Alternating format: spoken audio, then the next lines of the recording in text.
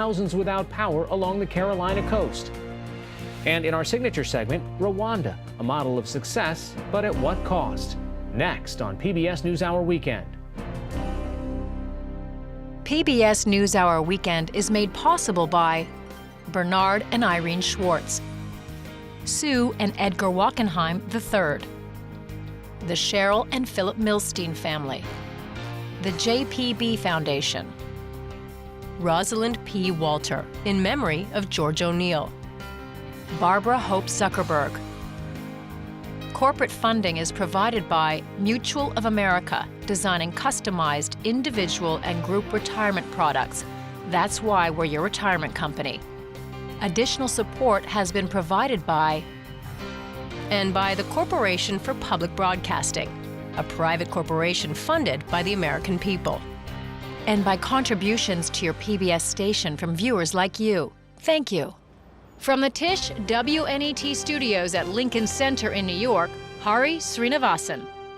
Good evening and thanks for joining us. Hurricane Dorian continued to travel north today, re-strengthening to a Category 2 and threatening to bring storm surge impacts to Nova Scotia, southwestern Newfoundland, and Prince Edward Island. Tens of thousands of people lost power as Dorian approached the region this afternoon. The hurricane's destructive path began in the Bahamas, where it first made landfall as a Category 5 hurricane, leaving some of the northern islands almost totally destroyed. Hundreds of people waited for ferries to evacuate them from Abaco Island to Nassau. My immediate family began to mourning, right? I haven't heard from them since the hurricane, and they haven't heard from me, so I don't know how they're situated, and they definitely don't know how I am situated. Right now, they're not sure if I'm living or dead. A privately owned cruise ship that took aid workers to the Bahamas on Thursday returned today, bringing more than 1,500 evacuees to the port of Palm Beach. The U.S. Coast Guard sent crews to the Bahamas to assist and, as of this morning, had rescued 290 people in the area. Janelle Eli is with the Hurricane Dorian operation for the American Red Cross. She joins us now from Nassau, Bahamas. How significant is the devastation that has happened there? The devastation here is massive, and honestly, it's heartbreaking. I was on the island of Abaco, and there were so many houses without roofs and other houses that were just completely demolished. Even when landing in the airport I landed, you could see trees uprooted and snapped in half. People are really telling some horrific stories about the damage. And have most of the people managed to get off? Are they on the other islands like Nassau? So there are a lot of people who have managed to get off, whether by boat or helicopter or plane, but there definitely are more people still there and in need of assistance. Right. Well, what are the most immediate needs besides shelter, if they have places to go and if there are government shelters? But I mean, water, electricity. I mean, it sounds like there is no infrastructure left. Certainly on the islands, water, food, electricity, medical care, and emergency shelter are huge needs. There are a lot of people still sleeping on the streets. There are people in need of clean water and sanitation.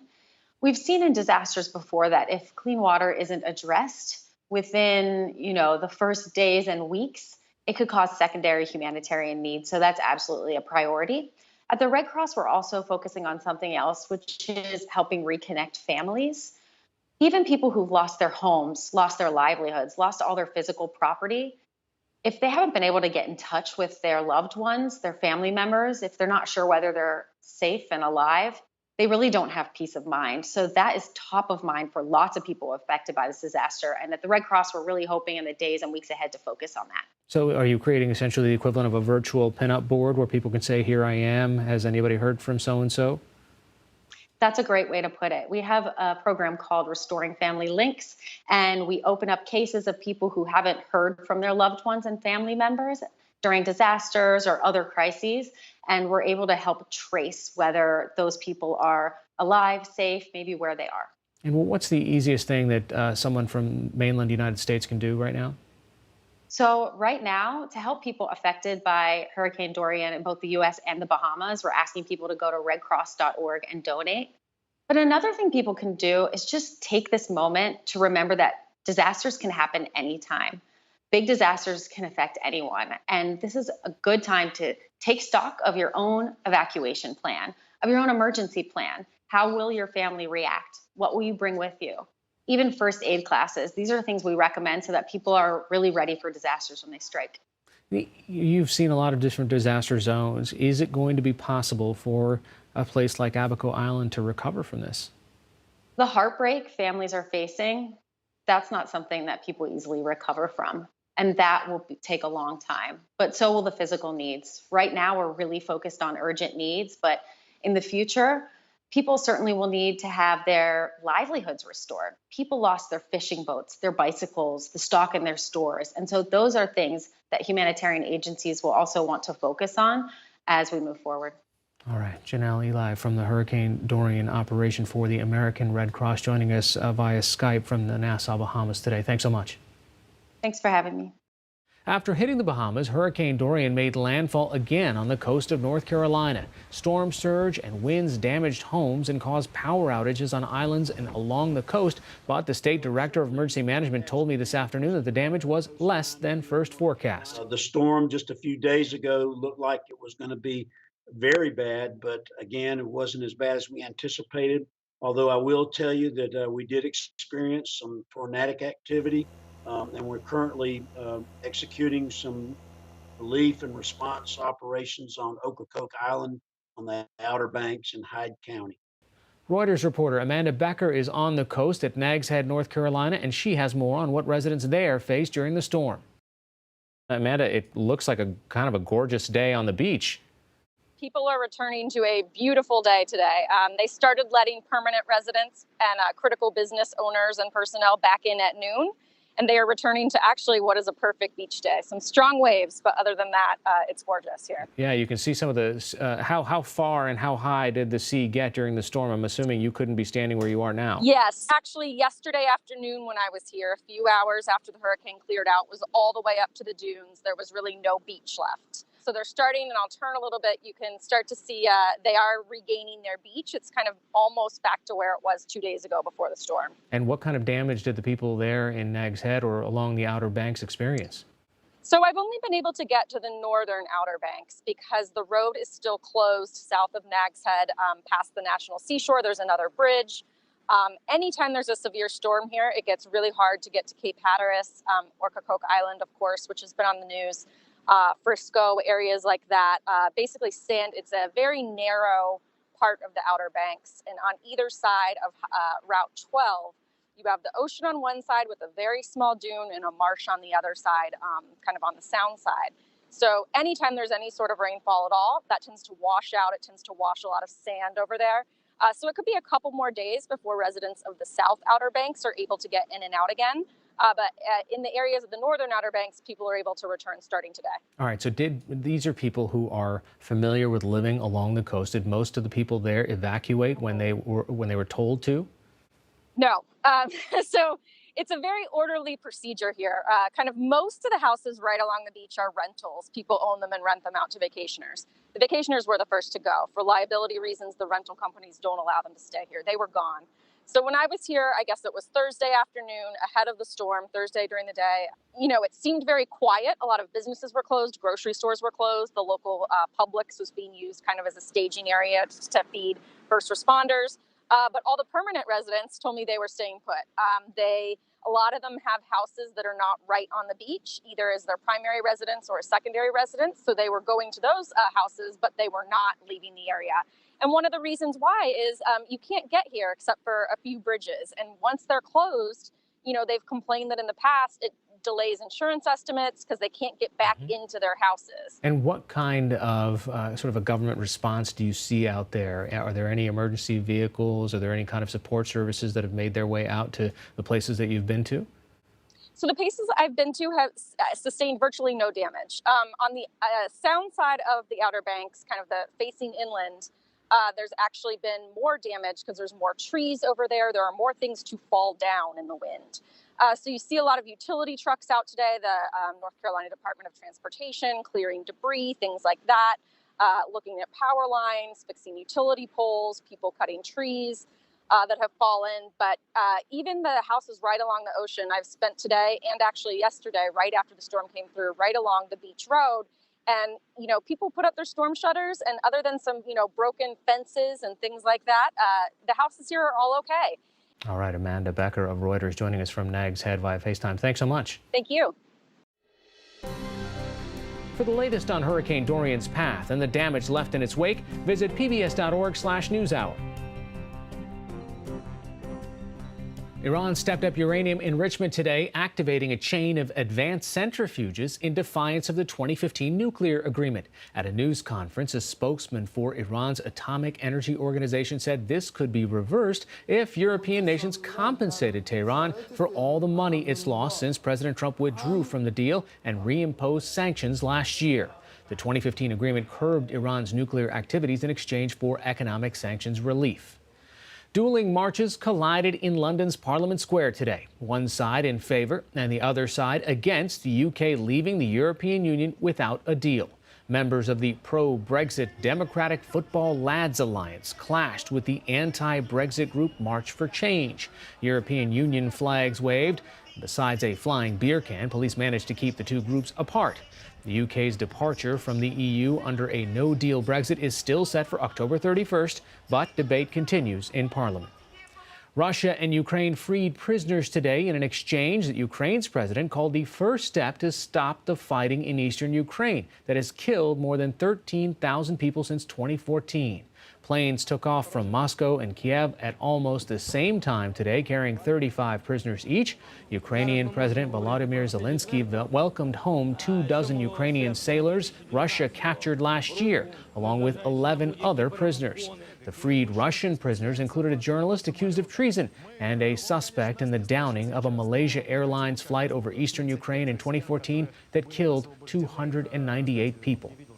India's space agency announced today that it lost contact with its Vikram lunar lander, and the fate of the lander is presently unknown. The craft was making its final approach to the moon's surface to deploy a rover at the unexplored lunar South Pole.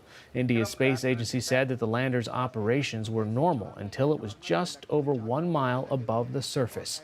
Landing would have made India only the 4th country to successfully land on the moon. Hundreds gathered last night to mourn the 34 victims of Monday's diving boat fire off the coast of Southern California. 34 scuba tanks lined the stage, and those attending placed white carnations in baskets. The diving boat Conception sank off the coast of Santa Cruz Island in 65 feet of water before dawn on Monday. Investigators say flames may have prevented some of the victims trapped in a bunk room below deck from reaching a stairway and escape hatch.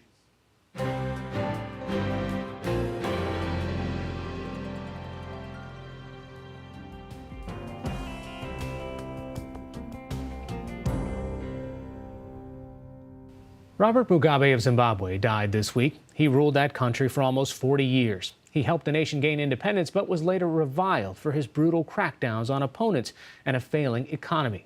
For some, the story is a similar one to that of Rwanda, where a quarter century ago, more than 800,000 Tutsi and moderate Hutus were killed in a genocide that lasted 100 days. Current President Paul Kagame, leader of the Rwandan Patriotic Front, has been celebrated by many as an ingenious leader.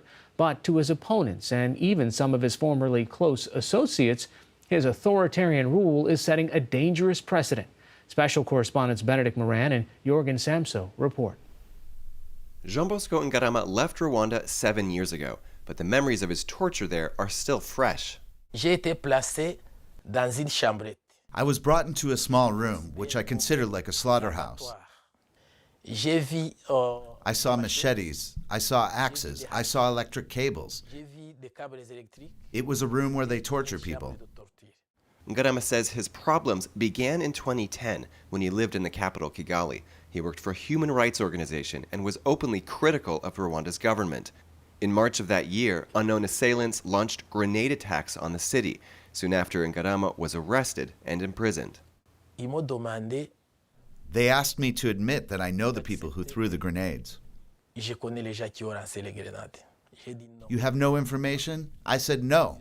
They said if you don't do it willingly, you'll do it by force. Tu vas le dire par force. They slapped me. Then they brought batons and they hit me with electric cables. I was standing up. When I screamed, they took plastic bottles and shoved it in my mouth. Blood was pouring out of my mouth. He says a soldier then electrocuted him and he passed out. He was held for 8 months before being charged with conspiracy. Months later, he was tried, but was in fact acquitted. Ngarama now lives in Philadelphia and is determined to speak out. Il savait même que j'étais innocent, mon cher. Il savait. Mais They knew I was innocent. But sometimes the military soldiers said, Jean Bosco, even if you don't do anything, we want to brainwash you. That's the term they use, to wash your brain. laver le cerveau. Allegations like Ngarama's tell a tale about Rwanda at odds with the international reputation it has worked hard to achieve. The East African country is known for making a remarkable turnaround since the 1994 genocide. Today, it has one of the fastest growing economies in Africa. There's universal health care. The streets are clean. These results have earned the country and President Paul Kagame praise in the United States. It's an honor to have you as a friend. Thank you. Paul Kagame is the reason Rwanda is leading the way. Rwanda is a clear example of what a strong strategic partner should look like to the United States. Last year, President Kagame was named African of the Year at the All Africa Business Leaders Awards for his role in the transformation of his country. This is the Kigali Convention Center, built for an estimated $200 to $300 million. This week, they're hosting the Africa CEO Forum, which is labeled Africa's biggest annual business summit. It's an example of how the country has branded itself a hub of business and tourism through companies like Rwandair, the national airlines. Rwandair today covers about 26 destinations, and we are looking to opening more new routes very soon. The goal is to seek investment and prosperity by portraying what is safe and business-friendly about the country. European Union Ambassador to Rwanda, Nicola Belomo. Rwanda is now on the map. Rwanda is on the radar screen everywhere. President Kagame is becoming more and more the voice of Africa. Some consider his development model, as something to be followed. Despite praise from the United States, the 2018 U.S. State Department's own Human Rights Report on Kagame's Rwanda cites instances of unlawful or arbitrary killings, forced disappearances, torture, and arbitrary detention of Rwandan civilians by state security forces. Journalists have been threatened by police or killed under mysterious circumstances. Most at risk are those who directly oppose the government. In 2010, opposition leader Victoire Ingabire was running for president when she was charged with, quote, minimizing the genocide and so-called divisionism, which is a crime in Rwanda. She was convicted and sentenced to 15 years in prison. She's now out of prison after Kagame approved her early release in September of last year. It is not easy to be in opposition in Rwanda. In her office hang the pictures of 9 party members who are in jail, plus one who mysteriously disappeared while in prison last October. The government has a characteristic of a factor one-party system. We have so many political parties in the country, but they work together as one party. Even some of Kagame's closest advisors have fallen out with him. David Himbara worked for President Kagame as an economic advisor and then as his private secretary. He's one-man government. He's in charge of the executive, the judiciary, and the legislative branch. Himbara says many of the original men and women who came to power with Paul Kagame after the genocide have fled, or worse. They're either dead or in exile. No original person, they're nowhere to be seen. The others are underground. They're keeping quiet. Kagame is, I think, a person whose life is consumed by militarism and violence. Himbara now lives in Toronto, Canada, and advocates for Rwandan opposition groups. Even those Rwandans who have left the country aren't guaranteed safety. In 2008, former Rwandan spy chief Patrick Karegeya fled to South Africa and set up an opposition party in exile. He was found strangled to death in a Johannesburg hotel in 2014. This May, a South African police officer investigating the crime testified that the murder was directly linked to the involvement of the Rwandan government. Kagame denied any involvement in the attack, but 2 weeks after Karegeya was assassinated, he issued this warning. Betrayal has consequences. Anyone who betrays our cause or wishes to harm our people will fall a victim. ibisigaye is how. What remains to be seen is how you fall victim. There are many ways. Meanwhile, the man who represented Rwanda at the United Nations as recently as 2016, Richard Gasana, has sought asylum in the United States. His lawyer confirmed that Ambassador Gasana fell out with Kagame and fled to the U.S. for reasons that, quote, relate to his personal safety. But in a country recently ripped apart by ethnic divisions, Kagame's supporters say his strong-arm approach is necessary to create national unity and so avoid another bloody conflict. Jean-Paul Kimonyo is a policy advisor to President Kagame. Now we are trying to get back to this state of a strong nation. Without social cohesion and without national unity, there's not much you can do. And certainly not, you cannot mobilize the population to go ahead and transform things and be efficient. Rwanda projects continued economic growth, which it hopes will bring it into the ranks of high-income countries by 2050.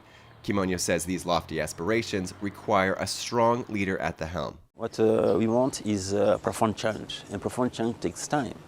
It's not the time of the journalists, it's not the time of the researcher or observers. It's our time. Yeah. And our time is to change things profoundly. It is difficult to judge how much support there is inside the country for Kagame's brand of profound change. In 2015, Rwandan voters approved a change to the national constitution, allowing Kagame to run for a third term and possibly stay in office until 2034. And he was re-elected in 2017 with a staggering 98.8% of the vote. Advocates like Human Rights Watch said the vote took place in a context of, quote, limited free speech or open political space, and the U.S. State Department said it was marked by irregularities. At the African CEO gathering, Kagame addressed his critics overseas, saying he works at the behest of the Rwandan people. We have openly stated that it doesn't matter anybody from outside, whether you like me or you don't like me. The President Kagame is here as the president of Rwanda, as a business of Rwandans. It's their business. If they want Kagame, they will have him. If they don't want him, they remove him. Doesn't matter whether. This is PBS NewsHour Weekend, Saturday. This weekend, a remarkable art project opens in Austria, not in a museum, but in a soccer stadium that's typically home to the Austrian football second league team. In this temporary art intervention called For Forest, the unending attraction of nature, spectators will see trees in a setting designed to both inspire and warn future generations about the value of nature. NewsHour Weekend's Christopher Booker has the story. In southern Austria, artist Klaus Littmann has transformed the field of a 30,000-seat stadium into a forest. It goes back to the drawing which we project here by Max Peintner, who in 1970 had the vision that one day it could happen that we look at nature in designated areas only. What we have been doing for decades at zoos with endangered animals could happen to nature. Spectators will observe the forest as it stands silently on the field, while the local team plays at another stadium in the area for a few weeks. Littmann says his living art installation is designed to challenge viewers to consider the consequences of climate change. For some, this will be a highly symbolic character, or of a philosophical character, like the Tree of Life or the Place of Longing. Others with an affinity for art might actually see a sculpture or an installation. And for many, because of the current situation, this represents a memorial as part of the climate change discussion. The 300 trees will be replanted nearby after the temporary exhibit closes in late October, preserving the stadium forest as a forest sculpture. If people ask me, when is this project successful?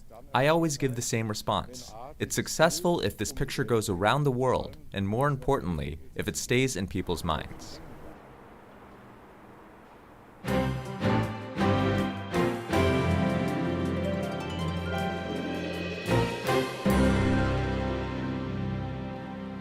Finally tonight, among the many things damaged or destroyed by Hurricane Dorian was the North Campus of the University of the Bahamas. But college students there may have a new opportunity to continue their education. Hampton University in Virginia says it will provide free room and board and tuition for the current semester for students from that school. So far, 22 have expressed interest in the offer. And this isn't the first time Hampton University has helped displaced students. It did the same for college students in New Orleans after Hurricane Katrina.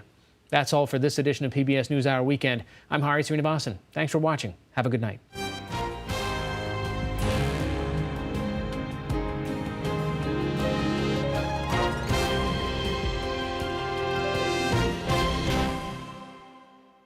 PBS NewsHour Weekend is made possible by Bernard and Irene Schwartz, Sue and Edgar Wachenheim III, the Cheryl and Philip Milstein family, the JPB Foundation, Rosalind P. Walter, in memory of George O'Neill, Barbara Hope Zuckerberg. Corporate funding is provided by Mutual of America, designing customized individual and group retirement products. That's why we're your retirement company. Additional support has been provided by the Corporation for Public Broadcasting, a private corporation funded by the American people, and by contributions to your PBS station from viewers like you. Thank you.